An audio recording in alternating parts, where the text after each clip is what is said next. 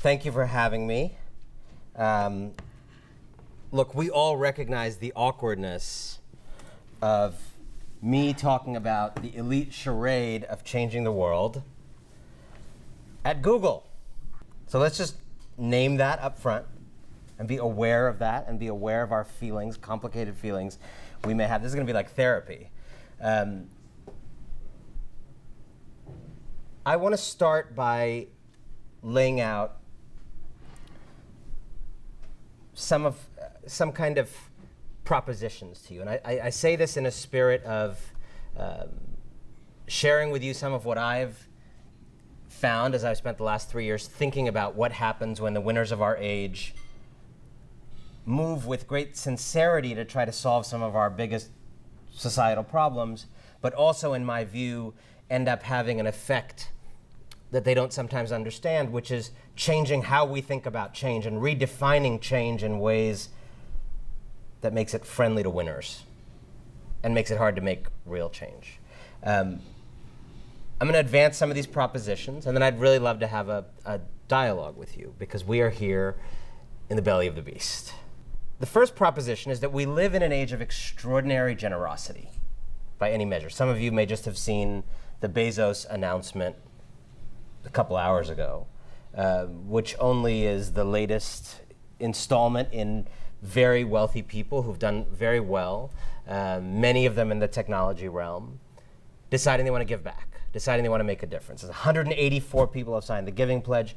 I think American philanthropy is now $410 billion a year being given away, which is starting to approach the level of non-military discretionary spending by the federal government. Every young person, and that includes many of you, but you go to any campus, like every young person wants to change the world. There talks about making a difference in millions of lives, starting a social enterprise. People tell you they've just come back from Africa where they started some organization to recycle poop into coffee, or there's all these kinds of efforts everywhere you look, of elites using their skills and talents to try to respond to an age of extreme inequality in the United States, an age of extreme anger, and do something. But the second proposition is that we also cannot deny that we live in an age of extraordinary cruelty in the United States. That this is as unequal as our society has been in 100 years.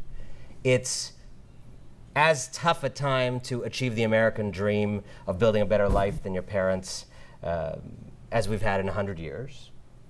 When you look at economic growth over the last 30 or 40 years, almost all the benefits of growth have bypassed the bottom half of Americans. About 117 million Americans saw their average income go up from $16,000 to $16,200 in the age of Google and the genetics revolution and the rise of India and China and automation and everything else Tom Friedman writes about.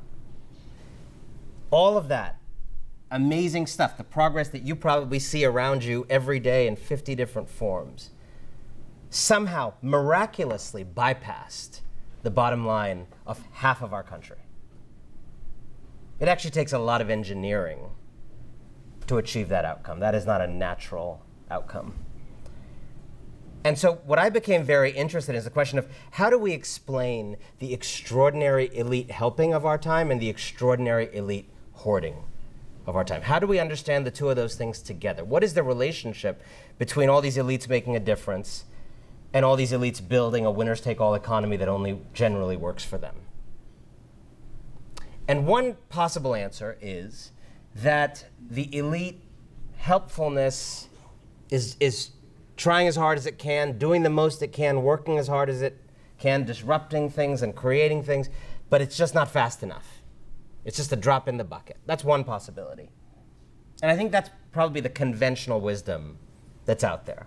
Yeah, we live in a very unequal time, but people are helping. The ambulance is on the way. What I want to argue is a more awkward proposition in this space, which is I've come to believe and be persuaded that a lot of the elite helpfulness in our time is part of how we maintain the hoarding. We do giving in ways that protect the opportunity to keep taking. We make a difference in ways that protect the continued opportunity to make a killing. And we seek to change the world in ways carefully chosen to not change our world. When you look at the ways in which the winners of our age give back, help out, make a difference, they are often designed to protect the system, above all, that the winners stand on top of. And so I want to explore what I think of as the ideology behind a lot of elite change-making. And it's an ideology that will be familiar to you. It's an ideology that has a lot of resonance in Silicon Valley. It's also an idea that you'll hear in Wall Street foundations, and an idea you can actually hear every time you go to the shopping mall and someone pitches you a red iPhone case that's going to change the world, or a tote bag that's going to change the world, or coffee that's going to change the world. What's the ideology? Something that you probably have heard 5 times in the last week, the word win-win. How many of you have heard that term in the last week, would you say? How many of you have used that term recently? And what's your general impression? Win-win, good or bad? Good, right? Positive. It's not just one victory, it's 2, right? Double the pleasure, double the fun.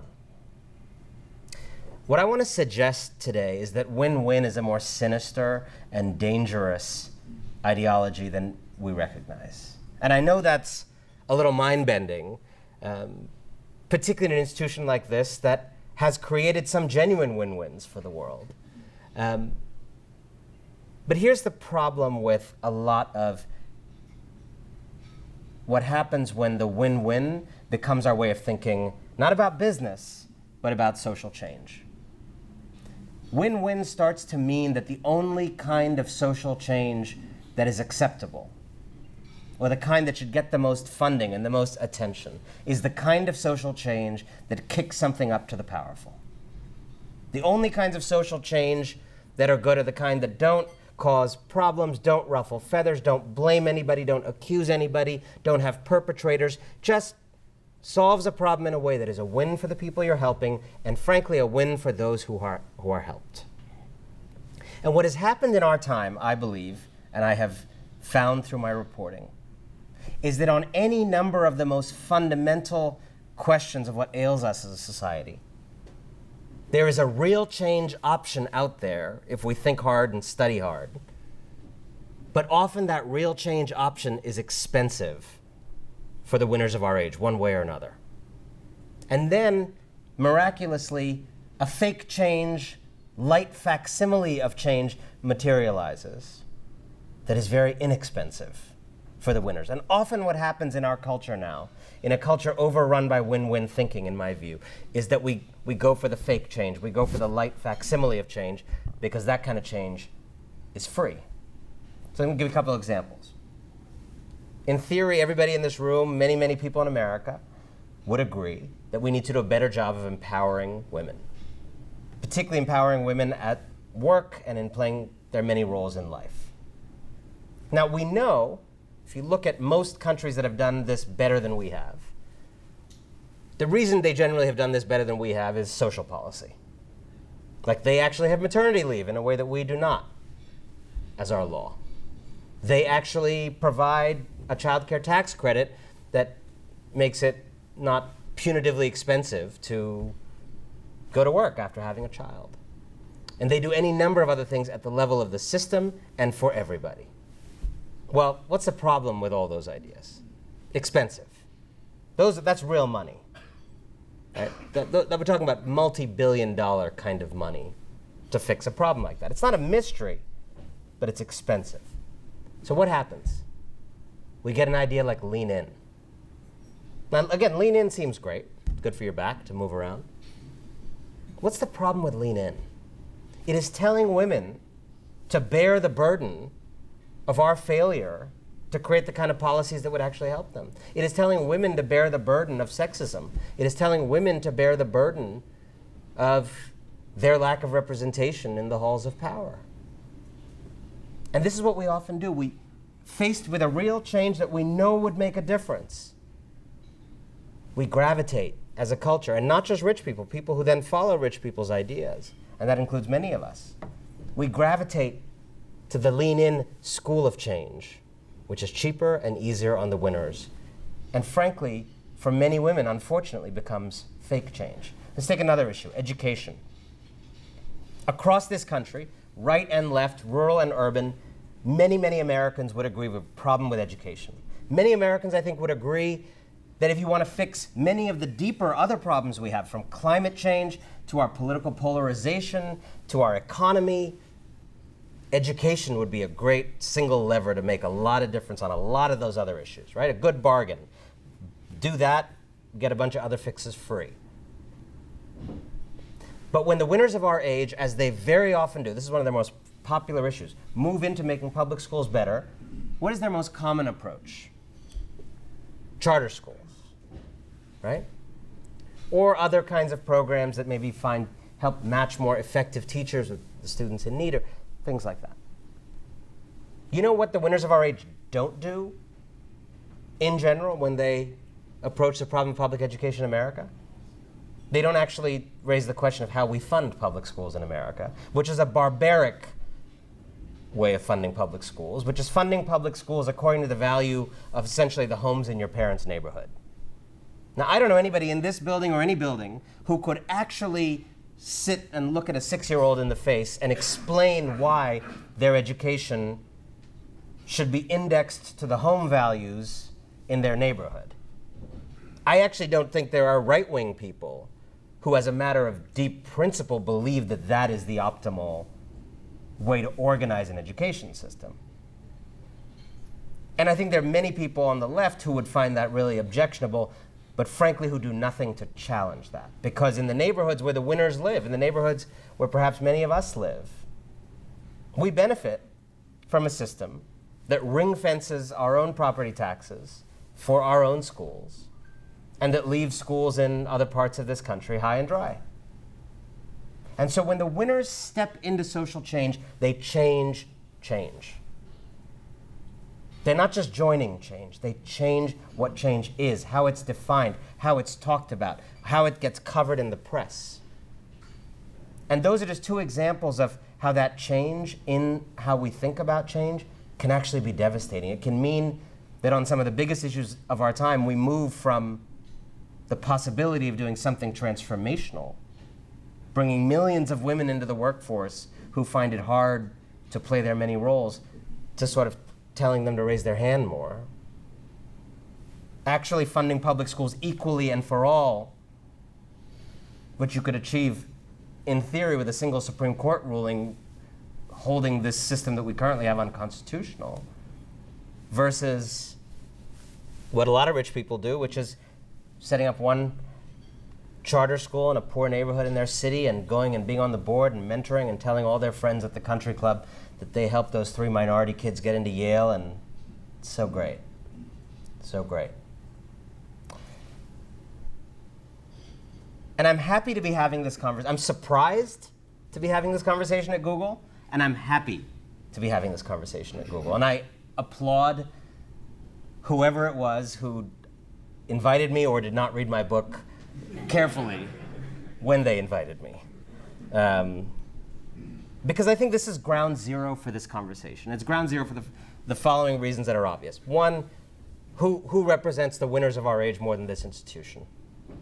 Who represents the complexity of win-win change? Because this is not like a Koch brothers factory. This is a company that I think we all know does tremendous real good in the world, that has made a lot of money making a lot of people's lives better. The win-win is real, and you guys know that and live that every day.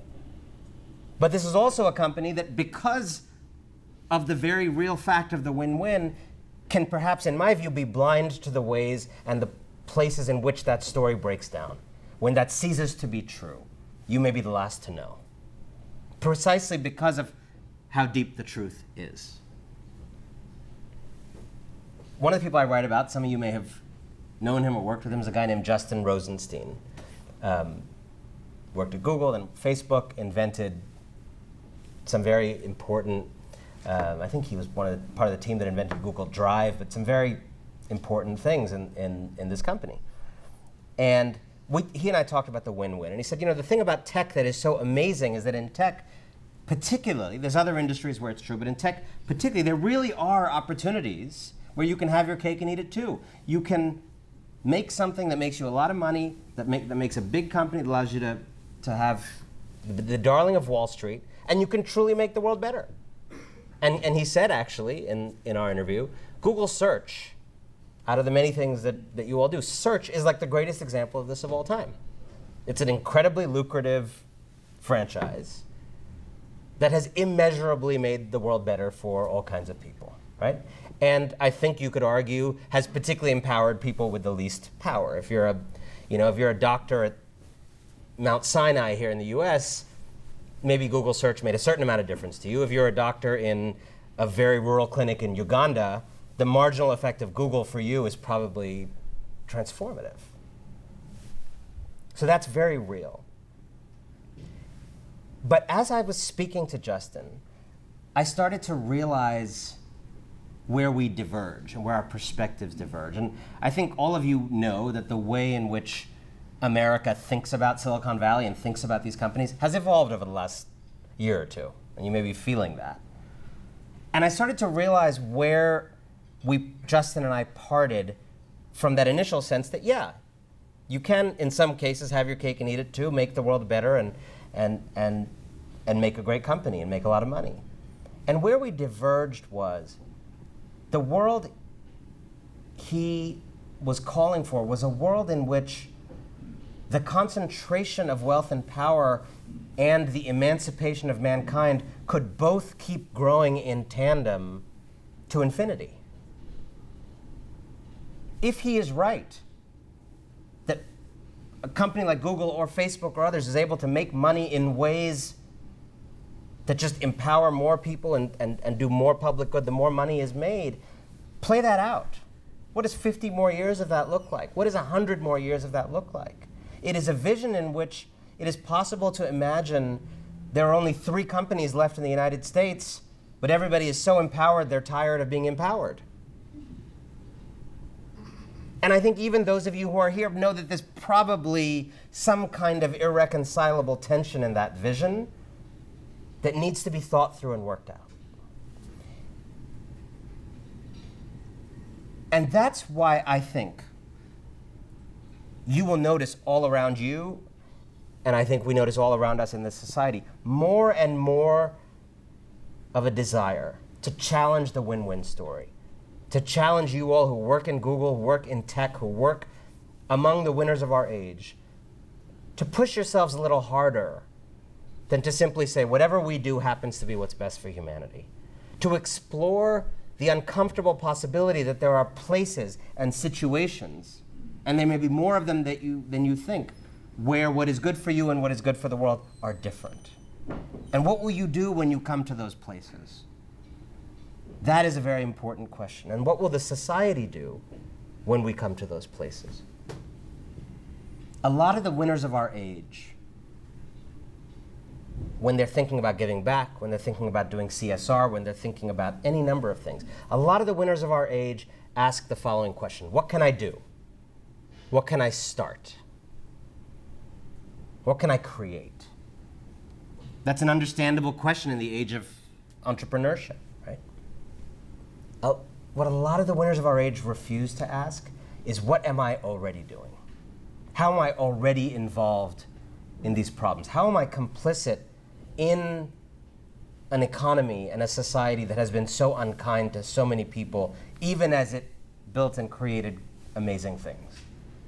How am I part of the central drama of American life today, which is more future raining on America than we know what to do with, but the very few harvesting almost all of that rainwater? How am I involved in that, and how could I be part of changing that? And not just what new initiative could I create? So I want to raise with you a couple of questions that I'm sure you think about a lot, I'm sure you explore within, and I'm raising them as questions as an outsider. the obvious question that comes up again and again is the question of, should Google be broken up, right? Is this company intrinsically anti-competitive, and just the scale that it's gotten, right? And that's a hard question, right? I mean, would we divide the room this way, or would we divide the room this way, or how would we do it?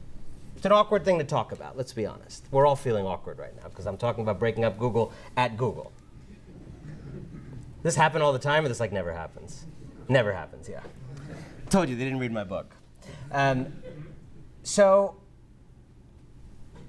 I'll give you one example of where this question comes up in an important way in my industry, which is the media, right? One place where the story of what's good for us is good for humanity, one place where that breaks down. I think an important place, we'd all agree an important place. So a recent piece in The Guardian, I'm quoting, in the 9 years since Google bought the mobile ad company AdMob, annual ad revenue at Google and Facebook has soared to more than $95 billion and almost $40 billion respectively. During this period, ad revenue at newspapers fell around $50 billion in 2005 to under $20 billion today. And you all know, you read all the time, the stories that flow from that. You know, newspapers laying off half their staff overnight. There's another one of those kinds of stories every day. Newsrooms in America lost 40% of their people over the last decade or two, right? In my world, and as a journalist, the profession essentially feels like something's been gutted, right? They're just, and it's not the New York Times and the Post, that actually have some resources and are going to do okay. It's every state legislature in this country that basically doesn't have a full-time correspondent anymore sitting there reporting on what happens in the state. I mean, there are many states in this country that basically, their legislative process is now an unreported thing. You might as well have the Chinese system, because what is done by public officials in that space is not reported on in a way that's presented back to people. Now, did Google go in and cause that effect directly and mean to? Probably not, right? But most of the best thinking on how it is that in a very brief period, you went from $50 billion in ad revenue at newspapers to $20 billion involves the rise of the online ad business, which is what powers what you guys do. But also, and this is not, no one would have sour grapes if it was like you did better than everybody else, there's the question of monopoly. Right? Let's be real. There's a real question of, is there the abuse of a monopolistic level of power over that online ad business? Does anybody really use Yahoo? Let's be real here. That creates a condition in which newspapers could not thrive even if they were thinking, innovating, figuring it out, hacking it, reinventing themselves. That's what monopoly means, right? And I am not an antitrust lawyer, and I can't litigate that question here today, and I'm sure you're relieved. But I think it's an important question. And certainly in the EU, you have people who've grappled with that question and have charged big fines to Google and have found that there is an anti-competitive issue and that it is suffocating to parts of the economy that we need full of air. And the question is, do you block that, or do you let the public do what it needs to do on that score? Do you obstruct that, or do you say, okay, here's a place where Justin Rosenstein's theory cracks a little bit. Here's a place where there may be a divergence between what's good for me and good for the world. And what will your posture be then? If it is simply to insist on the old story, more of what's good for you is more of what's good for the world, we may live in a world in which this country doesn't have journalism anymore. That is not, I will tell you as a working journalist, that is not an insane possibility. That's not a remote possibility. It may not be probable, but in an era when the business is collapsing with the numbers I said to you, and the President of the United States thinks news is fake, and journalists are enemies of the people, those are headwinds that may not be recovered from. There's the question also, moving on from the monopoly issue, there's the question of when organizations like this give back and help, what does that buy you in terms of influence, right? When I say the winners change by getting into the arena of change, there's that whole controversy that some of you may remember, which made very big waves and was on the front page of newspapers, where you all had made some very well-meaning donations to New America, the think tank, which does exemplary work, and it does work on actually thinking about how do you bring this country together, how do you have solutions that are cross-partisan, and any number of other, thinking about democracy right now, how do we protect and defend democracy right now? But when one of those, not just one person, but one person plus a whole team of thinkers with New America sponsorship started to push the question, actually I said I was moving away from monopoly, it's sort of related, started to push the question of what do we do about Google's market power? Eric Schmidt made his displeasure known, the guy was fired, New America spun off that think tank to itself, right? And there was a whole discussion at New America and elsewhere about how do we protect honest research and scholarship from the winners of our age who have all the money now, so they inevitably are going to end up sponsoring research and thinking. There are fewer institutions that have the kind of money to sponsor that thinking. And again, you get into this cycle of that very noble giving comes with strings attached. And it's going to take a lot of fortitude on your part and a lot of self-protectiveness on the part of think tanks and others to take that help in ways that don't compromise the help. To take that help in ways that allow researchers and thinkers to actually push for real change and not be hobbled by the source of their patronage. How many of you, moving on to a third issue, how many of you feel like you have a good sense of what Google lobbies for in Washington? Who it meets, what issues it lobbies on, what positions it takes on those issues, who it gives money to, and in terms of campaign donations and how that is structured to kind of deliver against those. Does anybody here, raise your hand if you think you know? I mean, it's being done in your name. It's being done on behalf of your work.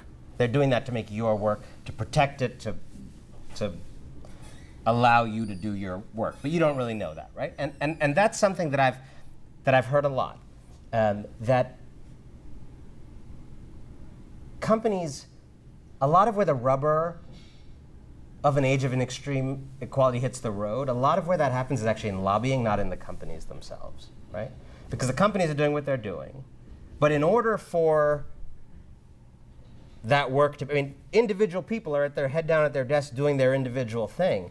It is somewhere else often that a particular policy is fought for, external to you, that has to do with the interface of the society and the company. That is actually the place where, out of your view, a certain policy is being fought for that would relax the pressure on this, or that would allow this or not allow this, right? And one of the things I've found, and I've been educated by going on book tour and talking to people and talking to a lot of people privately about their experiences, particularly in Silicon Valley companies, and I obviously using that term broadly because we're in Boston, people are almost totally kept in the dark about what's being done with their work and in their name and with the resources they generate in the realm of politics. And the reason that's important is I actually think that if people in these companies insisted on the following idea, I'm going to propose this idea and you guys see if you want to run with it. I think the employees of a company like this that is all about transparency and open information, you should demand as employees to know, have an annual report, not a financial annual report, but another annual report that is an audited report that discloses to you as employees the full lobbying and political persuasion activities of your company. I think you should know those things. We can argue about whether I should know those things, but I think you are entitled to know those things. And I think you should know if your work is being used to spy on people in other countries. I think you have a right to know that, because I think you have the right to decide whether or not you want to be part of that. I think you deserve to know whether your work is being advocated for in ways that foster your belief, say, in competition or in journalism and anything else, or whether your work is being used in ways that undermine your own values. That's the whole point of having values. You're allowed to do you, and the company's allowed to do it, right?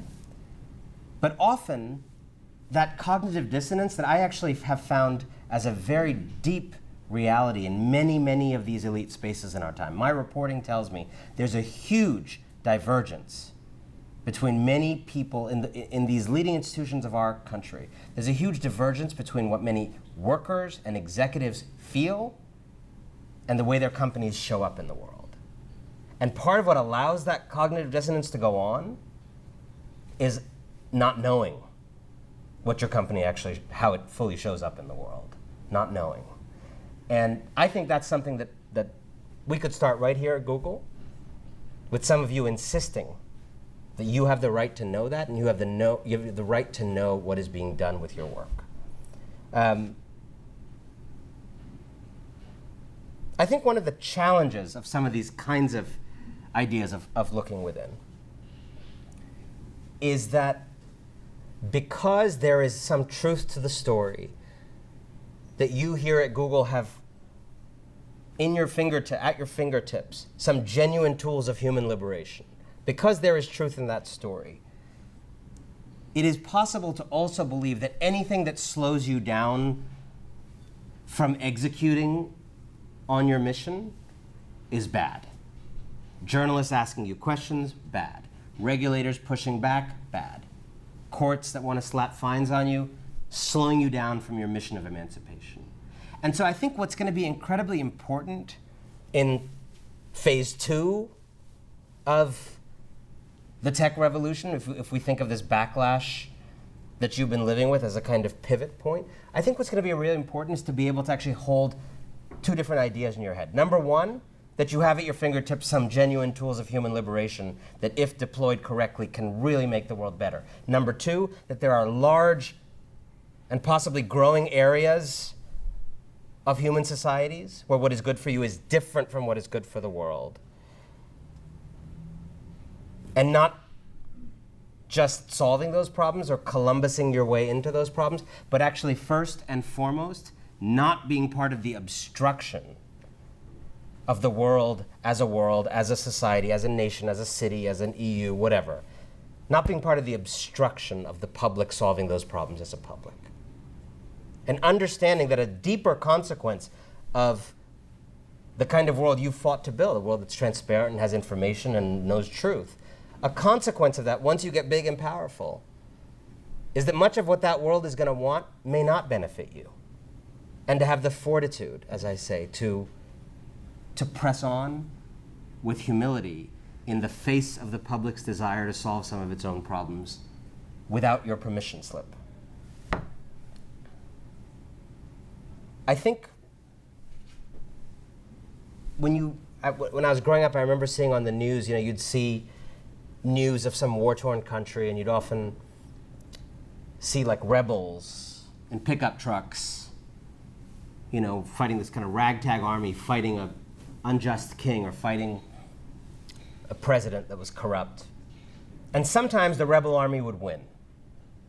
And the guy in the back of the pickup truck would end up in the palace. And I think that's what happened to tech.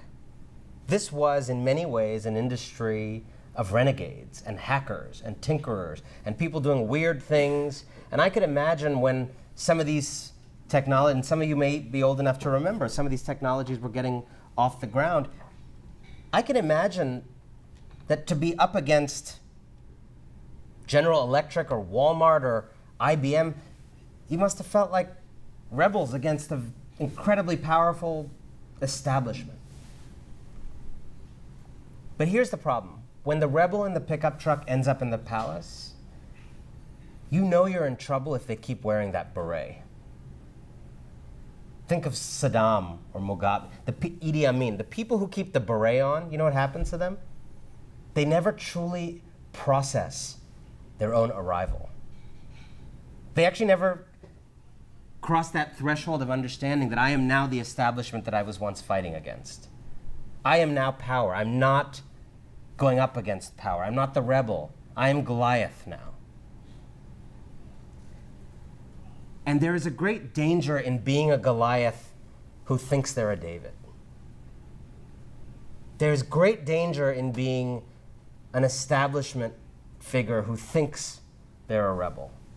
There's great danger in being a king who thinks they're an insurgent. And the danger is a blindness to those spaces where the story of what is good for me and good for the world breaks down. I think what would be really important to start thinking about in this realm of tech, what would mark a new kind of maturity as a response to this backlash, as a response to the way in which the society seems to be looking at you with new lenses, is actually relinquishing this fantasy of the win-win. It's a cherished fantasy. All of you seem to have positive associations with it. But I think maturity, now that you've ascended to the palace, maturity means accepting that it is your job to play offense, and it's the society's job to play defense. It's the society's job to protect a bunch of things that are properly its to protect. And that you can't be in charge of both. You know, there's that saying, the best offense is I'm very bad at sports. The best offense is defense. And in a way, you tell us something similar, that the best defense of our values and institutions as a society is letting you play offense, unencumbered. But I think we have to accept that our best defense as a society is not your offense. Maybe that was true at some moment in time, but I don't think it can be true today. I think those of you in the temples of this new power need to learn to do you and let us do us. I think you have to learn to be satisfied with creating and innovating and profiting and doing all those amazing things that you do. And yes, by all means, do them with a view to making the world better. But also stepping out of the way when the society, unimpeded by you, seeks to tend to its own welfare in ways that may be at your expense, that may make it harder to build a particular business, that may mean more intrusion into your affairs, that may mean less profitable quarters. I think if we think about what it means for this industry and spaces like this to truly accept their arrival, to accept showing up in the palace and to take off that beret, it means actually, it will require moving past the win-win fantasy, accepting the world's need to fight for itself in ways that may threaten you. And above all, actually, because I truly believe this, above all, listening more and giving more space to the voices of individuals within this company and many organizations like it, who I think privately, and they confess to me all the time, and they did so for my book, and now that I'm out in the world with the book, I'm getting more and more messages every day. There is a quiet rebellion happening across many of the victorious institutions of our age. Tech, big philanthropy, any number of big banks and Wall Street. And I get these messages every day from people, young people often, but not only, saying, I don't like the way my institution shows up in the world. I like what I do. but I can't defend what it does in some bigger aggregate way. And the way things are set up now, people are sending me that in private. I mean, you guys probably know about it because you're at Google, but in general, it's private to most people. And I think what we got to think about is how do we actually let those people, that I'm convinced there's a minority of people, at least, of rank and file people within some of the most powerful institutions in our age who know that they are part of a system that they can't defend and who want it to be different, but who are often isolated from each other and don't quite know how to speak up, and who sit there calculating in a meeting the risk of their speaking truth to power. And I think we need to think about how can we create space for those people, because those people are the people who are actually going to turn these ships in directions that are going to make fewer people hate you and actually may help you get out of the way of the society doing what you have long been committed to doing, which is changing the world for the better. Thank you very much.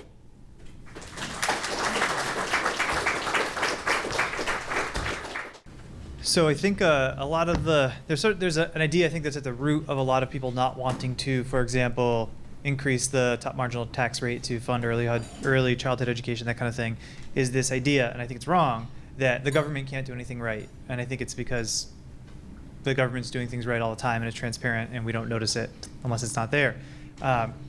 Why isn't changing people's minds about that particular thing sort of the part of the solution where people might stop hoarding their money and then spending it privately and support higher tax rates, for example? I think that's such a great question, and you're absolutely right. The way that I tell the story in the book is there has been a 30 or 40 year all-out war, mainly from the political right in this country, against the very idea of government, against the idea of virtually of having a government. Government is the problem. Government is the enemy. The government's taking this. The government's doing that, right? Now, I think most people here probably don't subscribe to that version of the theory. That has been a very successful revolution. Right? Government has truly scaled back. There's a reason that private philanthropy giving is starting to approach the level of, federal non-military spending, discretionary spending. But one of the things I explore in the book is that revolution prosecuted by the political right didn't end there. Because often what happens when a revolution like that succeeds is that it kind of changes the cultural atmosphere in which everybody operates. And even those on the other side of it end up playing on its field, if you see what I mean. You may be an opponent of that idea, but you're not playing that game. You're forced to play that game. So it is not an accident that after Reagan said government is the problem, some years later, Bill Clinton from the other party, very different worldview, very much more favorable view of government, nonetheless said the era of big government is over. Right? That's what it means to be an opponent who's still fundamentally playing on someone else's field. And I fully agree with you that one of the most essential things we need to do, and I end the book by talking about this on a hopeful note, is we need to redeem the idea of government in people's eyes. Is the government bloated and inefficient and underfunded and not good at a bunch of things? Yeah, but as you say, the government is also a miracle. All the things that go right. I mean, have you been to other countries where you need to do a lot of homework before you eat out in public? To figure out, make sure you don't. When was the last time you got sick eating in a restaurant in America? When was the last time you put your kid in a car seat and wondered if it had been properly tested? When was the last time, you stayed in a hotel room and wondered if it was safe or had been cleaned? When was the last time, you think about all the people, the greed in this society.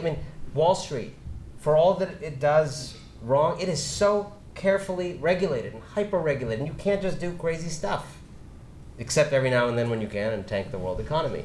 But we forget how much works right because we have not some big overbearing evil stepdad of a government, but because we have a government that actually, in all these million unsung ways, tends to common welfare. And what I would say, I'm not saying Google specifically, but Silicon Valley institutions and the complex of thinking around tech have been part, I think, of discrediting government, of framing government as this old kind of 1.0 thing that can't really fix things anymore, and crediting the kind of innovative sphere as being the place where real change happens.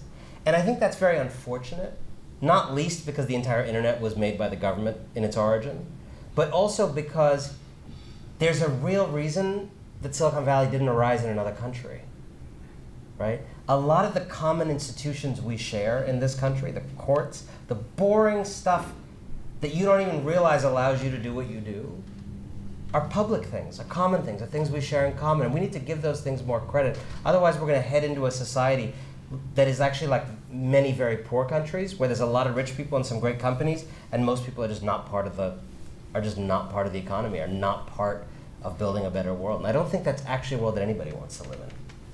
So in your discussion today, you've talked about some of the problems that can result from good faith actors who maybe go about things in a way that's not helpful to society. How much of the problem do you think comes from bad faith actors? Or like how much do they end up co-opting or corrupting good faith efforts? That's a great question. I mean, I focused this book on people who I think are genuine in trying to make a difference and who end up upholding the system that causes the problems. But you're exactly right. And I think that has more to do with what I was saying a moment ago. I think when I think about the Koch brothers, they're not part of my story. When I think about Fox News, that's not part of my story. I don't think that those are people chiefly motivated by making the world a better place.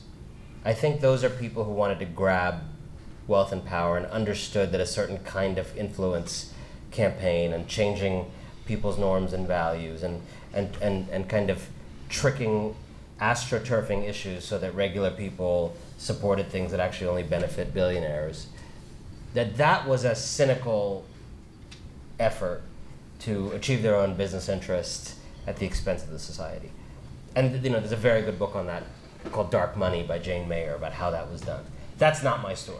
My story is the story of how is it that Mark Zuckerberg can be one of the most powerful idealists in American history, but also the first person in American history to potentially allow an election to be compromised. And are those things just a coincidence, or his idealism part of why he was able to get enough power to have the election be compromised, and part of why when reporter friends of mine have tried to investigate what happened and what happened with Cambridge Analytica, they get so much pushback from him and his company that they can barely do their job? Is his idealism and his sense of himself as a savior part of what actually allows that problem to happen the way it did? So you asked the question, what are we already doing? And one answer that comes to mind that I see at Google and elsewhere is the issue of subcontracting. There's a great New York Times article recently comparing a janitor at Kodak, I think in the 70s, and a janitor at Apple today. And back in the day, the janitor at Kodak received the same vacation and health benefits as every other Kodak employee, and now the janitor at Apple is an employee of some contracting company, and they're not receiving any of the same benefits. And my understanding is the situation is similar here. And we see these workers every day. Can you comment at all on that particular situation? It's a great question. There's another story even more recently. The Kodak one was amazing. There's another story a couple days ago about Harvard. And Harvard, the students at Harvard, on the exact same issue you named, revolted against the administration and basically forced them to stop doing this thing of subcontracting it out to essentially it's like the labor version of shell companies, so that you can say, oh, I had no idea they didn't provide maternity leave. I'm shocked. And Harvard students found out about that and pushed Larry Summers, who was the president of Harvard at the time, and Harvard fixed it, and they, the story was focused on this woman who works. I forget what part of the university she works in, but she and her husband between them make like a low 6-figure income, both doing like working class jobs. It's exactly like what it used to be at Kodak in the past. And they make a good living, they have a home, they're living in dignity and decency. And it was because students said, don't clean up after us, or don't serve us food in a way that's degrading other people. And so look, one of the things that people have talked about is you all, like, relative to most employees in America, you have a lot of power. You really do. Right? The China thing, the Microsoft thing that happened, like, these are all particularly the people with the kind of, I think, coding and engineering background, like, have an enormous amount of power in these companies. But you all have a lot of power. Like this, you're very talented people, and each of you, in general, with a couple exceptions, there's always a couple exceptions, but each of you generally would be a huge loss for your company, right? Each of you, they don't want your talent next door, fighting for someone else, right? And I think you got to think about, like, how do you use that? How do you, if there were people at this company who wanted to work on that issue, I 100% guarantee you could get that issue done in a month. And that would have a huge effect. How many offices does Google have around the world? A lot. That would have a huge, real effect, like this month, on a lot of people's lives, on people's kids, and whether the kids can go to school or not, right? Like real. That's an example of using that power in a way that feels right, and but that involves a painful conversation about, like, that's going to cost real money also. That's going to come at the expense of something. And those are exactly the kind of conversations that I would encourage you to have. And I think one of the myths, one of the people that read the book recently and explored kind of what it meant for her, she said this very profound thing, which is, this book has made me resist my urge to overestimate the risks of speaking truth to power. I think we all tend to overestimate the risk of speaking truth to power. I actually think if you raise the issue you raised, I don't think anything would happen to you. And we could all do more on those fronts. So thank you for your question, and good luck with your campaign. Thank you. Looking forward to reading your book, and thank you for, in your words, speaking in the belly of the, coming and speaking in the belly of the beast. My question is regarding global movement of capital, right? I mean, there is capital moves with complete impunity, and the issues that you spoke about, healthcare, education, all of these are national issues.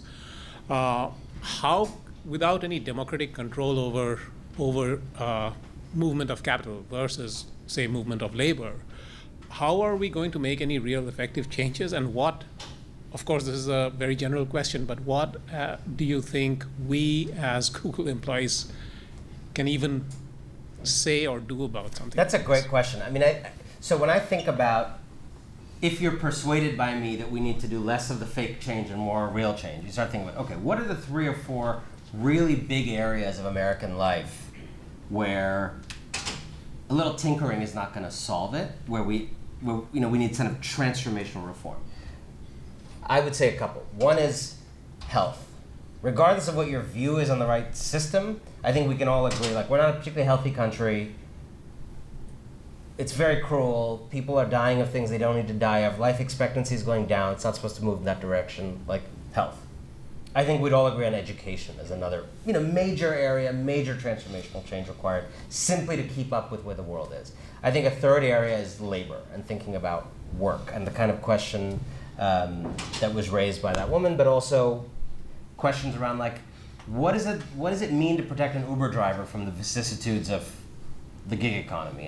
And it's not, the solutions we have don't really fit the realities we've created. But the fourth area that I think is a big one is the one you raised, which is, in a world where money is not necessarily a physical thing in your wallet, not just a thing in an account anymore either, but can be crypto. I mean, I don't even understand what all these things are, but you probably do.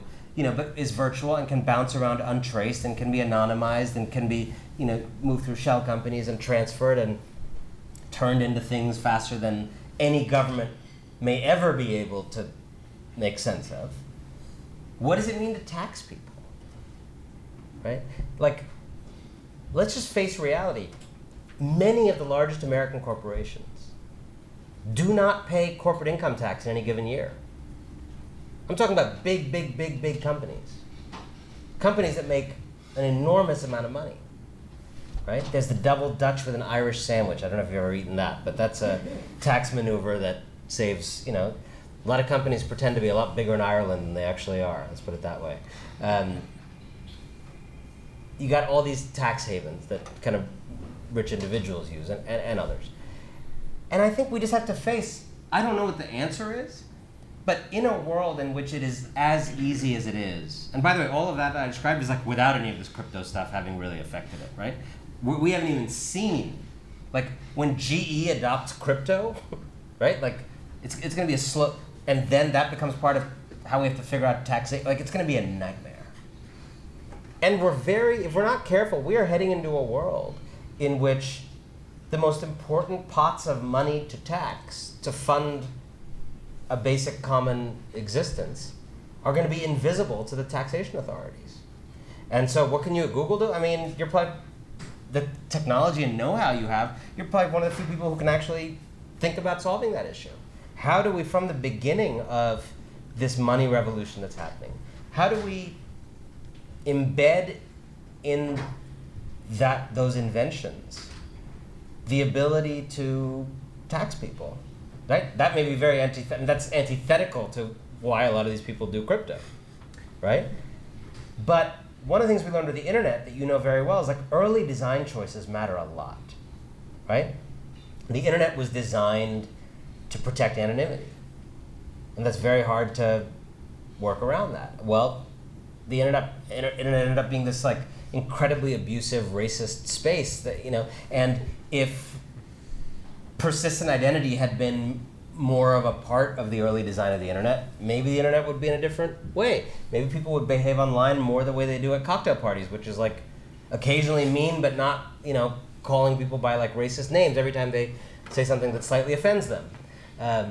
These kind of design choices matter. So I think it's worth thinking about how do you design money, this new money, in a way that is not going to lead to a world in which there is no money for the common good. So I'm really glad you came here. Also, I came because I heard your interview on Ezra Klein, which I thought was great, and he's like one of the greatest interviewers on earth. He's very good. Like I was struck by like how much you seem to get all of it right. Like I don't